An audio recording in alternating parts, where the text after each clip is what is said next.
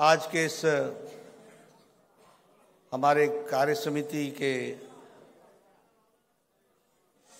समापन समारोह में मंच पर उपस्थित हमारे बहुत ही जुझारू और कर्मशील, संवेदनशील और मेहनती अध्यक्ष श्री चंद्रशेखर बावनकुले जी, हमारे बहुत ही प्रिय और महाराष्ट्र की जनता के दिलों में बसे हुए ऐसे हमारे यशस्वी उप मुख्यमंत्री भाई देवेंद्र फडणवीस जी, हमारे राष्ट्रीय महामंत्री जो मेरे साथ दिल्ली में संगठन का काम देख रहे हैं, आपके ही बीच से विनोद तावड़े जी, हमारे प्रभारी श्री सी.टी. रवि जी, हमारे राष्ट्रीय सह संगठन मंत्री और यहाँ के संगठन की देखभाल करने वाले ऐसे हमारे शिव प्रकाश जी,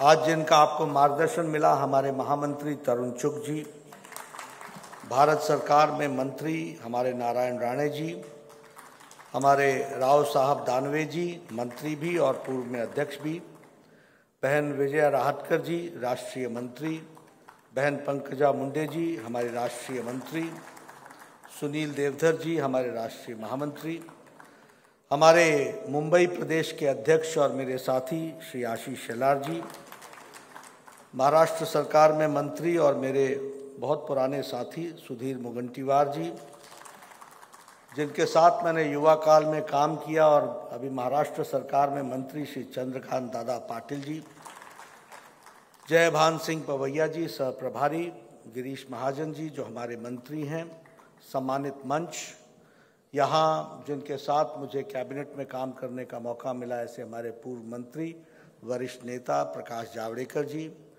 हमारे राम नायक जी, सांसदगण, हमारे वरिष्ठ सांसदगण, विधायकगण, विधान परिषद के सदस्यगण, जिला परिषद के अध्यक्षगण, मंडल और मोर्चों के अध्यक्षगण, सभी हमारे वरिष्ठ पदाधिकारी बंधु, आज इस समापन समारोह में मुझे आप सबके साथ जुड़ने का मौका मिला है।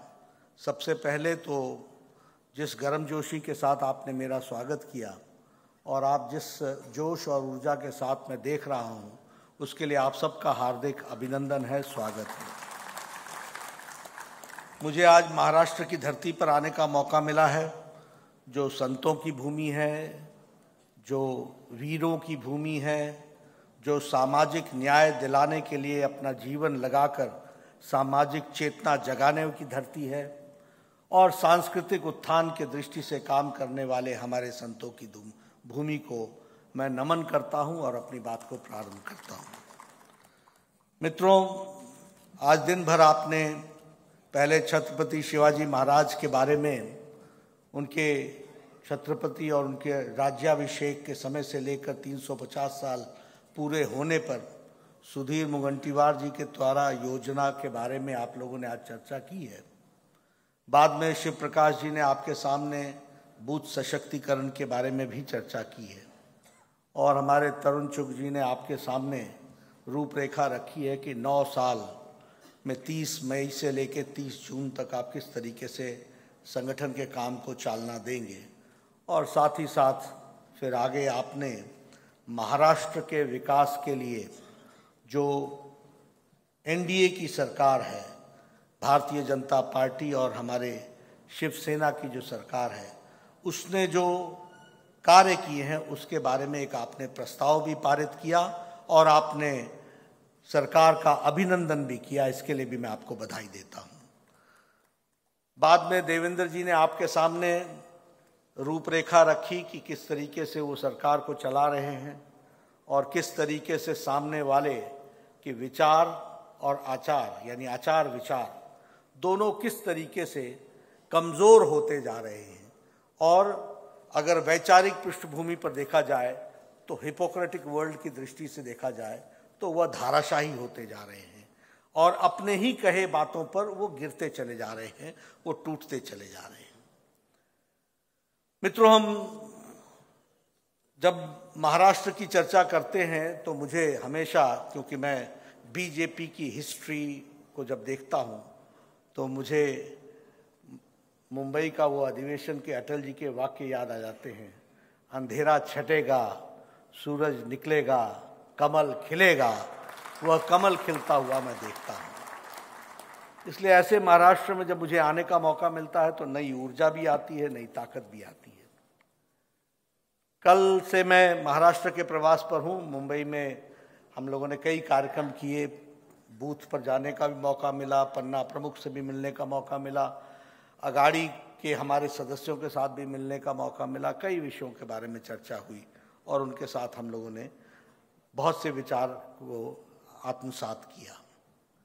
लेकिन मैं आप सब लोगों से एक बात ज़रूर कहना चाहता हूं कि यह ठीक है कि अभी ये समापन का सत्र है और आप सब लोग अपने अपने घर जाएंगे और काम में जुटेंगे, लेकिन मैं हमेशा सब लोगों से कहता हूं कि हम पॉलिटिकल प्राणी हैं, हम राजनीतिक प्राणी हैं, और राजनीतिक प्राणी सिर्फ लीक पर चले यह आवश्यक नहीं है।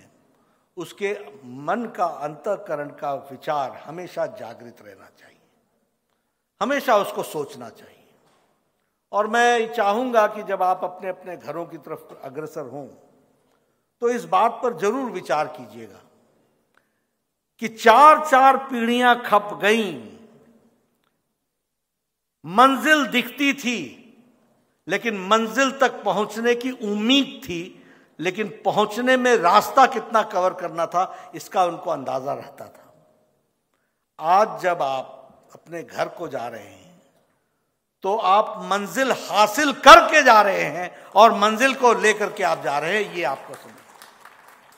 अब जब तक आप ये अंतर नहीं समझिएगा, क्योंकि होता क्या है, जब उजाला आ जाता है तो अंधेरे की कीमत नहीं समझ में आती या अंधेरे की कमी समझ में नहीं आती। अगर अंधेरे को याद रखोगे तो उजाले को हमेशा संभाल के रखोगे, इस बात को समझना चाहिए। इसलिए उन 4 पीढ़ियों को नमन करते हुए आज हमको, हमारे पीछे महाराष्ट्र के उप मुख्यमंत्री बैठे हैं। मेरी भी 40 साल की राजनीतिक जीवन गुजर गई। 25 साल तक तो हम भी कहीं सरकार के नजदीक नहीं दिखते थे इस यात्रा में, लेकिन आज हमारी सरकारें हैं, और एक नहीं 15 सरकारें हैं। आज 303 एमपी हैं, 93 हमारे राज्यसभा के सदस्य हैं। मैं 2012 से राज्यसभा का सदस्य हूं, प्रकाश जी हमारे साथ हैं। हम कहां से चले थे, 30 से चले थे, आज हम 93 हैं। 1385 हमारे एमएलए हैं, 100 से ज्यादा हमारे मेयर हैं, हजारों में हमारे पंचायतों के अध्यक्ष हैं। बड़ी संख्या हमारी खड़ी है, और यह विचार कमल के प्रति समर्पण देख करके भारतीय जनता पार्टी को लोगों ने आशीर्वाद दिया है, इसलिए हम इस तरीके से खड़े हैं। मैं आपको ये याद क्यों दिला रहा हूं? इसलिए दिला रहा हूं कि हम बड़े भाग्यशाली हैं, और मैं कल से इस बात को कह रहा हूं और मैं बार बार कहना चाहता हूं। देखिए, आज विरोधी भी प्रधानमंत्री मोदी जी के किसी भी तर्क को काट नहीं पाते। ये ठीक है, उनको बौखलाहट होती है, गुस्सा आता है, जिस तरीके की शब्दावली वो उपयोग करते हैं वो उनके मानसिक दिवालियेपन का नतीजा होता है, ये हम जानते हैं। लेकिन वो उनकी नीतियों को, वो जो अकाट्य हैं उसको कोई काट नहीं पाता। आज दुनिया में हम, भारत नहीं, भारत अब दुनिया में एक स्थान लेकर के खड़ा है, और प्रधानमंत्री मोदी जी एक शख्सियत लेकर के खड़े हैं। इस बात को हमको समझना चाहिए। बातें बड़ी छोटी हैं, लेकिन मैं हमेशा याद दिलाना चाहता हूं। 100 बार मोदी जी विदेश गए, 60 कंट्रियों का दौरा किया। अगर वो पैलेस्टाइन गए, अगर वो इजराइल गए तो पैलेस्टाइन भी गए, अगर वो कहीं और भी गए तो सारे देशों को कवर किया। 20-20 साल तक नेपाल नहीं गए थे हमारी सरकार, 20-20 साल तक हमारे पड़ोस में श्रीलंका नहीं गए हम। और आज अगर नेपाल में भूकंप आता है तो नेपाल की सरकार से पहले भारत सरकार मदद के लिए पहुंचती है, यह बदल कर दाव देता है। आज अगर श्रीलंका में कोई आर्थिक तंगी आती है तो भारत दोनों हाथ फैला करके उनके मदद के लिए तैयार मिलता है। और अगर मैं अंतर्राष्ट्रीय जगत की दृष्टि से बोलूं तो आप देखिए, इससे पहले की G20 की बाली की बैठक में क्या बोला था प्रधानमंत्री जी ने कि यह युद्ध का वक्त नहीं है, और इसको दुनिया ने सकारा। यह मैं इसलिए कह रहा हूं कि अंतर्राष्ट्रीय क्षेत्र में आज भारत की छवि किस तरीके से बनी है, और हम भाग्यशाली हैं कि वह नेता भारतीय जनता पार्टी के नेता नरेंद्र मोदी जी। मैं अंतर्राष्ट्रीय जगत की दृष्टि से बात करता हूं। अमेरिका का जब भी प्रेसिडेंट बात करते थे तो बोलते थे इंडिया एंड अमेरिका। यह राजनीतिक भाषा थी और यह राजनयिक भाषा थी, यह कूटनीति की भाषा थी। अगर रशिया बोलते थे तो India and Pakistan, India and Pakistan, यानी जहां इंडिया वहां पाकिस्तान, जहां इंडिया वहां पाकिस्तान, इंडिया हाइफन पाकिस्तान। अगर यूरोप का कोई देश आता था बोलता था यस इंडिया एंड पाकिस्तान, यानी ये दोनों बराबर के देश हैं। 2014 के बाद अंतर्राष्ट्रीय जगत में कोई भी इंडिया के साथ पाकिस्तान को नहीं जोड़ता है। इंडिया निकल गया, पाकिस्तान रह गया जहां रहना है। This is the difference. और ये मैं कूटनीति की भाषा बता रहा हूं, राजनीतिक भाषा बता रहा हूं, राजनयिक भाषा बता रहा हूं। जो एम्बेसडर्स इस्तेमाल करते हैं वो भाषा मैं बता रहा हूं, क्योंकि उनको समझ में आ गया कि इंडिया और पाकिस्तान अब हम कर नहीं सकते। इंडिया की ताकत कहां पहुंच गई। आज अगर हम, अभी चर्चा हो रही थी, बहुत से विषयों के बारे में चर्चा हुई, लेकिन हाँ, इसमें कोई दो राय नहीं कि हमने ब्रिटेन जिसने हमको 200 साल राज किया उसको भी हम पछाड़ करके अब 5वीं सबसे बड़ी इकोनॉमी बन गए। और प्रधानमंत्री मोदी जी के सामने पूर्व प्रधानमंत्री कैमरून भाषण में कहता है time is not far when we will have a prime minister of Indian origin, और today Rishi Sunak is the prime minister of Great Britain. और इससे भी आगे बढ़िए, ऋषि सुनक क्या कहते हैं? ऋषि सुनक कहते हैं time is not far when India will become the 3rd largest economy, तीसरी सबसे बड़ी शक्ति बनेगी। कभी सोचा था भारत ने कि 400 एयरबस और बोइंग की ऑर्डर करेगा? कभी सोचा था? यह आर्थिक जगत की बात करो, मैं आर्थिक दृष्टि से, क्योंकि कांग्रेस के लोगों के साथ चर्चा करना बेफजूल है, क्योंकि उनको पढ़ना लिखना छोड़ चुके हैं। उनको कोई इकोनॉमी से मतलब नहीं है, बोलने के लिए बोलते हैं, कोई उनका उनसे कोई लेना देना नहीं। 400 एयरबस एंड बोइंग का ऑर्डर दिया भारत ने, 400 प्लस, मुझे एग्जैक्ट नंबर अभी याद नहीं है। लेकिन अमेरिका के प्रेसिडेंट ने क्या कहा? This will give us employment in America. Rishi Sunak ने क्या कहा? This will the time is not far when India will become the 3rd largest economy. हमारे मैक्रोन ने कहा thank you very much mister prime minister Narendra Modi, you have given a new boost to our economy. ये परिवर्तन, और इसीलिए हम 5वीं largest व्यवस्था बन गए। कल भी मैंने चर्चा की थी, मोबाइल 92% हम बाहर से खरीदते थे, आज 97% मोबाइल भारत बना रहा है। अब एप्पल भी भारत में बनने लगा है। स्टील में हम 4थे नंबर से दूसरे नंबर पर आ गए। जापान में ऑटोमोबाइल में जाना जाता था, आज हम 3rd लार्जेस्ट मार्केट बन गए हैं उस दृष्टि से। तो इसलिए अगर हम अंतर्राष्ट्रीय दृष्टि से देखें, अब मैं आपके सामने सिर्फ, क्योंकि आप सब लोगों को ये सब याद रखना चाहिए। अभी हमारे कांग्रेस के लोग इन्फ्लेशन बोलते हैं, जैसा हम देख लें इन्फ्लेशन। दुनिया में देखिए मंदी आई, कोरोना की मार सबको पड़ी, लेकिन भारत अपनी नीतियों से आगे निकल गया। मोदी जी ने आपदा को अवसर में बदल डाला, और इसको हमको समझना पड़ेगा, जानना पड़ेगा, क्योंकि हम राजनीतिक प्राणी हैं, हमको इनकी गहराइयों में जाना पड़ेगा। आप देखिए इन्फ्लेशन की दृष्टि से, डेवलपिंग नेशन और developed nation, Russia inflation rate 11.8%, Italy 10%, United kingdom 10.1%, Australia 7.8%, India 6.52%। आप देखिए जीडीपी में चाइना की ग्रोथ 3.2%, फ्रांस की ग्रोथ 2.5%, जर्मनी 1.5%, यूनाइटेड किंगडम 3.6% और इंडिया 6.8%। यानी जो economy United states of America जो डबल डिजिट में होती थी, जो चाइना डबल डिजिट में होता था 3.2 पर खड़ा है, 1.6 पर खड़ा है, और इंडिया 6.8 पर खड़ा है।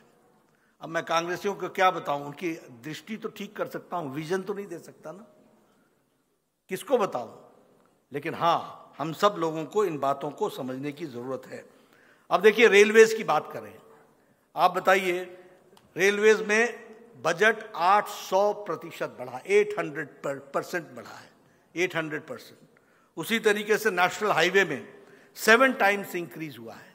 आपके यहाँ ही अभी मैं मुंबई से आया तो मुझे शेलार साहब दिखा रहे थे कि ये देखो, ये सीलिंग से यहाँ पर से ये निकल रहा है, वहाँ से कोस्टल रोड निकलेगी, इधर से ये निकलेगा, उधर से वो निकलेगा। नेशनल हाईवे कोई शिरडी से जोड़ा जा रहा है, कोई नागपुर से जोड़ा जा रहा है, कोई 701 किलोमीटर है, कोई 15,500 करोड़ रुपए का है, कोई 55,500 करोड़ का है। कभी सोचा था कि महाराष्ट्र ये शब्द सुन पाएगा 55,000 करोड़? मैं जब एमएलए था तो हमारे यहाँ जब कोई फंक्शन होता है, राजनीतिक फंक्शन, तो जो फंक्शन में जो भोज दिया जाता है उसको धाम बोलते हैं। तो कांग्रेसी क्या करते थे, एक काम 5 धाम, मतलब एक ही काम पर 5 बार धाम लेते थे। लोगों को जोड़ना, बोलना यहां से सड़क निकलेगी, एक धाम हो गई। जब इंजीनियर को भेजना तो दूसरी भोज कर लिया, यानी भोज ही करते रहते थे, काम नहीं करते थे। और आज भारतीय जनता पार्टी में जिस सड़क पर बात करो 18,000 करोड़ रुपए, मेट्रो के लिए बात करो इतने हजार। अब पुणे में भी मेट्रो आ रही है कि नहीं आ रही? आ गई, ट्रू है। अब ये जो डेवलपमेंट हम देख रहे हैं, इन डेवलपमेंट के इश्यूज को भी हमको सामने रखने की आवश्यकता है। 70 साल में 74 एयरपोर्ट और 9 साल में 74 एयरपोर्ट, ये है डेवलपमेंट और इंफ्रास्ट्रक्चर जो हमको समझना चाहिए। एक समय में डिफेंस मिनिस्टर ये कहते थे यूपीए के कि बॉर्डर रोड्स को डेवलप न करना, यही हमारी डिफेंस की स्ट्रेटजी है। और मैं तो पहाड़ों से आता हूं, कन्वॉय चलता था हमारे फौजी भाइयों का, आपके भी महाराष्ट्र से हमारे रेजिमेंट के लोग जाया करते थे। 300 गाड़ियां, 3 टनर, 1 टनर, 2 टनर, आगे लाल झंडा, पीछे आगे हरा झंडा, पीछे लाल झंडा लास्ट व्हीकल पर लगा हुआ। एक छोटा सा ब्रिज होता था, 4-4 घंटे लगते थे, एक तरफ से पास दिया जाता था तो वो 400 गाड़ियां निकलती थी, तब दूसरी तरफ से किसी को जाने दिया जाता था। आज 1000 किलोमीटर की सड़क double lane with double bridge facility के साथ खड़ी है। यह बॉर्डर रोड पर 7 से 8 घंटे के अंदर हम बॉर्डर पर पहुंच सकें, यह स्थिति आई है। और उसके लिए 43% बजट का इंक्रीज किया गया है। तो मैं ये सारी बातें आपके सामने, वंदे भारत ट्रेन की बात कर रहा हूं तो शोलापुर, मुंबई, सायनगढ़, शिरडी, नागपुर, बिलासपुर, ये और वंदे भारत ट्रेन नहीं है, ये भारत के नए भारत का एस्पिरेशन का रूप है, जिसको हमको देखना चाहिए, उसका वो स्पिरिट है। तो ये जो डेवलपमेंट है सारी, यह डेवलपमेंट किसके द्वारा हुई है, उसके कौन पार्ट एंड पार्सल है? उसको करने वाले हमारे मोदी जी हैं। अगर हमारे यहां देवेंद्र फडणवीस हैं तो हम कार्यकर्ता हैं जिसके समय में वो काम हो रहा है। इसका भी हमको श्रेय लेना चाहिए, इसको भी हमको समझना चाहिए। अब जहां तक महाराष्ट्र की बात है, मैंने उसके बारे में बहुत सी चर्चाएं सुनी, देखी, की, लेकिन हाँ, इसमें भी कोई दो राय नहीं है कि आप लोगों ने भी विकास के दृष्टि से एक बहुत बड़ा कार्य को आगे बढ़ाया है। लगभग 225 प्रोजेक्ट्स को आप लोगों ने 2 लाख करोड़ रुपए के दृष्टि को लग करके उसको आगे बढ़ाया है। मुंबई के मैं बात कर रहा था, कल मैंने देवेंद्र जी को से चर्चा की तो पता चला कि 38,800 करोड़ रुपए के प्रोजेक्ट्स मुंबई में डेवलप किए जा रहे हैं। 160 किलोमीटर की कॉन्क्रीटाइजेशन हो रही है। यानी विकास भारतीय जनता पार्टी और एनडीए का पर्यायवाची बन गया है। इस बात को हमको समझना चाहिए। और आज आपने ये जो महाराष्ट्र सरकार को बधाई दी है, यह बधाई अपने आप में बताता है कि लगभग 20 ऐसी योजनाएं हैं, 20 योजनाएं हैं जो केंद्र सरकार के तर्ज पर महाराष्ट्र की सरकार ने गांव, गरीब, वंचित, पीड़ित, शोषित, दलित, महिला, युवा, इनके लिए करने का योजन बनाया है। इसके लिए मैं भी महाराष्ट्र सरकार को बधाई देता हूं, तो जिस दिलेरी के साथ उन्होंने काम किया है और जिस दिलेरी से उन्होंने सारी बातें रखी हैं। मित्रों, आपका ज़्यादा समय नहीं लूँगा, लेकिन कुछ बातों की तरफ आपका ध्यान जरूर आकृष्ट करना चाहूँगा। हमसे लोगों की बहुत बड़ी आशा है और हम बदलाव के उपकरण हैं। इसलिए हमको अपने आप में आत्मचिंतन करते हुए लोगों की आशाएं और आकांक्षाओं पर खरा उतरना पड़ेगा। और इसके लिए प्रधानमंत्री जी ने 7 सूत्र भी हमारे सामने रखे हैं। उन 7 सूत्रों को मैं जरूर आपके सामने दोहराऊंगा। भारतीय जनता पार्टी सिर्फ राजनीतिक पार्टी नहीं है, इसलिए उन्होंने कहा सेवा भाव। और मुझे खुशी है कि कोरोना में सारी पार्टियां लुप्त हो गई, सारी पार्टियां क्वारंटाइन में चली गई, सारी पार्टियां आईसीयू में चली गई। ये भारतीय जनता पार्टी के लाखों कार्यकर्ता थे जिन्होंने करोड़ों की सेवा की, सेवा ही संगठन के नाम पर। उसके लिए मैं आपको बधाई देता हूं। लेकिन ये सेवा भाव हमारा जागृत रहना चाहिए, हमेशा जागृत रहना चाहिए। हमें संतुलन बैठा करके काम करना चाहिए, हमें संयम रखना चाहिए। अगर हमने परिवर्तन लाना है तो हमें अपने आप में संयम की बहुत बड़ी आवश्यकता है। हमें समन्वय रख करके चलना चाहिए और हमारी सोच सकारात्मक होनी चाहिए, संवेदना से भरी होनी चाहिए और संवाद हमेशा बना रहना चाहिए। अभी देवेंद्र जी कम्युनिकेशन के बारे में चर्चा कर रहे थे। हम सब लोग बातें तो बहुत करते हैं और काम भी करते हैं, लेकिन संवाद कितना हो पाता है इसके भी हमको गहराइयों में जाना चाहिए और इसको भी हमको समझ करके आगे बढ़ाना चाहिए। क्योंकि ये 7 मंत्र हमारे ऐसे हैं जो भारतीय जनता पार्टी को एक रूप से उनकी पहचान है, कार्यकर्ता की पहचान है। हमारा कार्यकर्ता एरोगेंट नहीं हो सकता, हमारा कार्यकर्ता न सुनने वाला नहीं हो सकता, हमारा कार्यकर्ता सिर्फ अपनी बात रखे और चला जाए, ये संभव नहीं है। मैं कई बार देखता हूं, मीटिंग में आए, अपनी बात कही, अच्छा मैं चलता हूं। ये भारतीय जनता पार्टी नहीं कर सकती। भारतीय जनता पार्टी के एक एक कार्यकर्ताओं को परिवर्तन का माध्यम बनना पड़ेगा और उसके लिए गहराई से इन 7 मंत्रों को अपने साथ आत्मसात करके चलना पड़ेगा। ये मैं जरूर आप सबसे निवेदन करना चाहता हूं। दूसरी बात, आप सब लोगों ने बहुत से योजन प्रयोजन की बात की है। मैं उस योजन प्रयोजन के बारे में जरूर आपको कहना चाहूंगा और वो ये कहना चाहूंगा कि अभी अध्यक्ष जी ने बहुत बड़ी योजना बनाई है कि 60,000 घर से हम सरल ऐप पहुंचाएंगे हर विधानसभा में। उन्होंने ये भी बताया है कि नए मतदान बूथ पर 50 नए मतदान को हम जोड़ेंगे और लगभग 25 हम जो हमारे प्रवेश है उसको बूथ पर हम आगे जोड़ेंगे। इस तरीके का उन्होंने बात को कहा है और उसको आगे बढ़ाने की बात कही है।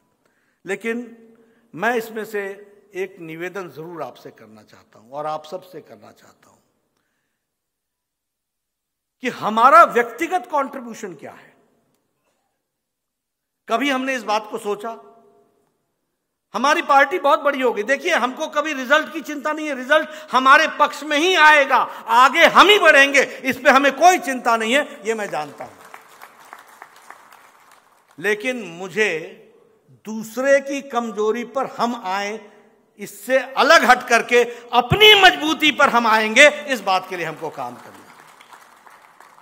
मुझसे पत्रकार पूछते हैं वो मिल जाए तो, मैं कहता हूं सारी दुनिया मिल जाए तो भी हम जीतेंगे। ये हमारी ताकत है, ये हम जानना चाहते हैं।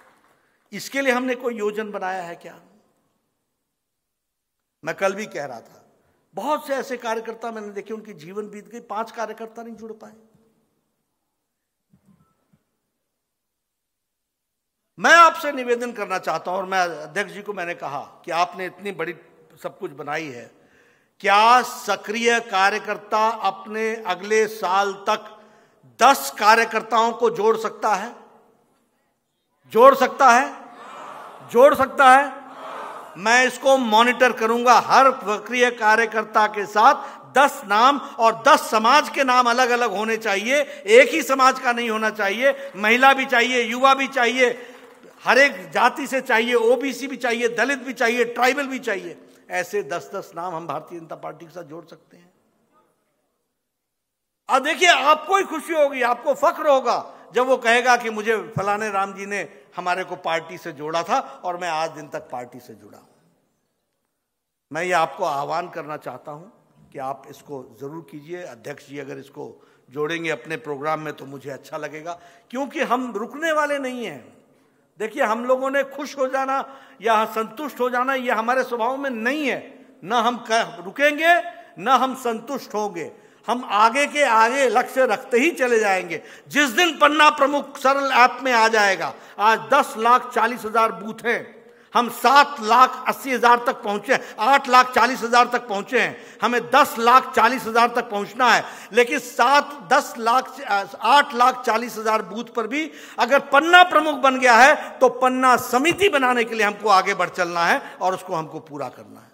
हम रुकना नहीं है, हमें आगे बढ़ना है। और मैं संगठन की बात कर रहा हूं। राजनीतिक मुद्दे मैंने आपके सामने रख दिए। हमारा विरोधी भी हमारा काट नहीं कर सकता, हमारा विरोधी भी हमको उस दृष्टि से नहीं देख सकता। और क्या बात करूं आपके महाविकास अघाड़ी की और इन लोगों की, मैं क्या चर्चा करूं। आप बताइए, 2.5 साल में इन्होंने विकास के काम रोके कि नहीं रोके? आप बताइए, क्या ये हमारी जिम्मेवारी नहीं है कि हम एक एक गांव में जाके बताएं कि एमवीए के आने का मतलब है महाराष्ट्र का नुकसान और एनडीए का आने का मतलब है महाराष्ट्र का विकास और उत्थान। यह बात हमको बतानी होगी। क्या हम तर्क के साथ इसको रख नहीं सकते? देखिए, पॉलिटिकल लीडर वही है जो एजेंडा सेट करता है। पॉलिटिकल लीडर वो नहीं है जो एजेंडा सुन करके उसमें अपने आप को समावेश कर लेता है। हमें मालूम है कि हमारे विरोधी हमारे बारे में 4 बातें करेंगे, लेकिन हमको एजेंडा सेट करना है। अब आपको मैंने इन्फ्लेशन के बारे में बात की, हमारा विरोधी कैसे खड़ा होकर के बात कर सकता है? आज तक किसी प्रधानमंत्री ने रोजगार मेला लगाया? आज तक किसी ने किसी को 75,000 अपॉइंटमेंट लेटर्स दी? क्या ये हमारी बुलंदियां नहीं है? क्या हम लोगों ने हमारे नेता ने काम नहीं किया? इसको आगे बताना हमारा काम है कि नहीं? आप बताइए ना, किसी ने भी किया? और कहा है कि 10 लाख सरकारी नौकरियां अपॉइंटमेंट लेटर हाथ में थमा करके देंगे। ये इस बात को हम पूरा कर रहे हैं। और हमारे सामने वो लोग बात करते हैं जिन्होंने 30 साल की राजनीति गरीबी हटाओ पे गुजार ली और लोगों को और गरीब कर दिया। और आज अति गरीबी में भारत 1% से भी कम आ गया है। हम नहीं बोल रहे, इंटरनेशनल मॉनिटरी फंड बोल रहा है कि इंडिया की गरीबी, अति गरीबी 1% से कम आ चुकी है। 80 करोड़ की जनता को, आपके यहां 4 करोड़ की जनता को 5 किलो गेहूं, 5 किलो चावल, 1 किलो दाल मिल रहा है। कोई भूखा नहीं सो रहा है। क्या ये बात हमको गांव में, बस्ती में, हर एक जगह बताने की आवश्यकता नहीं है? क्या हमको इसको नीचे तक पहुंचाना हमारी जिम्मेवारी नहीं है? आप 12,000 रुपए किसानों को दे रहे हैं और मेरे ख्याल से शायद आपके यहां किसानों की संख्या किसान सम्मान निधि में 1 करोड़ है। यानी 6,000 प्रधानमंत्री जी का और 6,000 हमारे शिंदे साहब और देवेंद्र फडणवीस जी का। 12,000 किसानों को मिल रहा है। क्या ये परिवर्तन नहीं है? और ये किस कारण से है? ये इस कारण से है कि ये सत्ता में है, इसलिए वो जब सत्ता में थे तो क्या हाल था वो भी आपको बताना पड़ेगा। ये सारी जो कमियां हैं, जिस तरीके से उन्होंने सारी चीज़ों को रोका, वो सारी चीज़ें आपको बतानी पड़ेंगी। अभी मैं पढ़ रहा था तो मुझे ध्यान में आया कि बाला साहब ने कहा था कि अगर मुझे कांग्रेस, हिंदू हृदय सम्राट बाला साहब ठाकरे जी ने कहा था कि अगर मुझे कांग्रेस पार्टी के साथ जाना पड़े तो उस दिन मैं शिवसेना बंद कर दूंगा। और सच में उन्होंने वो वाली तो बंद हो ही गई। अब तो वही शिवसेना है जिसके लिए बाला साहब खड़े थे। तो इस बात को भी हमको समझना चाहिए और जानना चाहिए और लोगों के सामने ये सारी बातें रखनी चाहिए। आज किस तरीके से हम लोग विकास के दृष्टि से आगे बढ़े हैं। अब आप बताइए, राहुल गांधी जी वीर सावरकर पर जिस तरीके की टिप्पणी करते हैं, क्या ये टिप्पणी करने के पश्चात ये टिप्पणी वीर सावरकर जी पर टिप्पणी है या महाराष्ट्र के स्वाभिमान पर टिप्पणी है? देश के स्वाभिमान पर टिप्पणी है, राष्ट्रीयता पर टिप्पणी है। ऐसे लोग राजनेता बनकर के घूमे। मुझे कोई, ठीक है, वो प्रजातंत्र राज है, वो आए जाएं सब कुछ करें, लेकिन चीजों की गहराई तक इन सब चीजों को ले जाना हमारी जिम्मेवारी है। मैं दंग था, मैं देवेंद्र जी को पूछा करता, मैं इसलिए सब ये बातें आपको याद दिला रहा हूं कि दिन कैसे बदलते हैं उसको भी ध्यान में रखिए। मतलब एक पुलिस ऑफिसर पैसा इकट्ठा करने के लिए टेररिज्म का जोर दिखा करके जिस तरीके से उसने जो योजना बनाया था, वो भी आपके सामने, मैं नाम नहीं लेना चाहता हूं, आप अंदाजे से समझिए। एक गृह मंत्री 1 साल तक जेल में रहता है, एक अभी भी जेल में है, मंत्री से पूर्व मंत्री हो गया, कोई शर्म नहीं, कोई चिंता नहीं। और ये लोग राजनीति में हमसे प्रश्न खड़े करते हैं, ये लोग राजनीति की दृष्टि से हमारे साथ चर्चा में आते हैं।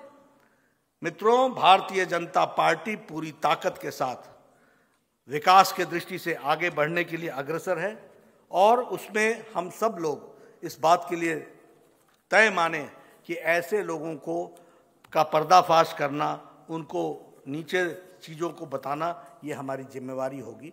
मुझे पूरा विश्वास है कि आप सब लोग इस काम को करेंगे और अपनी अपनी जिम्मेवारियों को निभाते हुए पॉलिटिकल एजेंडा आप सेट करेंगे। मैं अपने कार्यकर्ताओं को देखता हूं, बहुत भोले हैं, बहुत अच्छे हैं,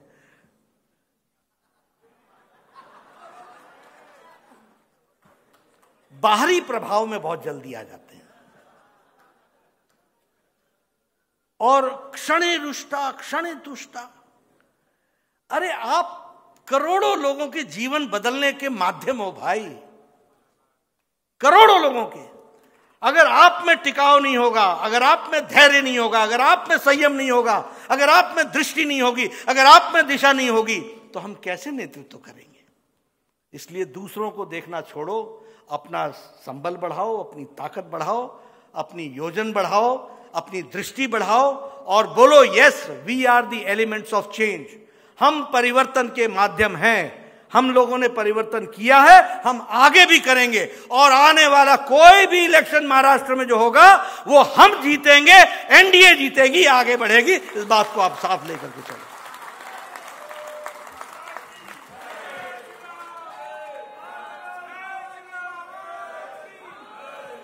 और फिर मैं कहने के लिए नहीं कह रहा हूं, उत्तर प्रदेश में जब पहले कांग्रेस और समाजवादी मिले, बाद में मायावती और वो मिल गई, बोली बड़ा भारी कॉम्बिनेशन है। राम नाईक जी, आप उस समय वहां पर थे, हमने कहा कि ये मैथमेटिक्स है, केमिस्ट्री नहीं है। केमिस्ट्री हमारे साथ है, लोगों का जुड़ना हमारे साथ जुड़ा हुआ है। आपको घर घर जाना पड़ेगा, आपको गांव गांव जाना पड़ेगा, आपको हर घर में जाकर दस्तक देनी पड़ेगी, और आपको उनकी बात सुनकर अपनी बात को तर्कपूर्ण ढंग से रखना पड़ेगा। इसलिए जब आप ये इस काम को करेंगे, आपका अपना स्थान बढ़ेगा, आप पार्टी को भी आगे बढ़ाएंगे, आप उसके माध्यम बनेंगे। इसलिए अपना हम परिवर्तन करें, सोचें, समझें। ईश्वर ने बहुत समझ करके आपको ये जिम्मेवारी दी है, सबको मिलती नहीं है, ये भी आप समझिए। इसलिए हम वो प्रिविलेज लोग हैं जो परिवर्तन के माध्यम के कारण बन करके यहाँ मौजूद हैं। आपके हाथों में महाराष्ट्र का भविष्य है, आप उसको संभाल के आगे बढ़ाएंगे। इन्हीं शब्दों के साथ बहुत बहुत धन्यवाद।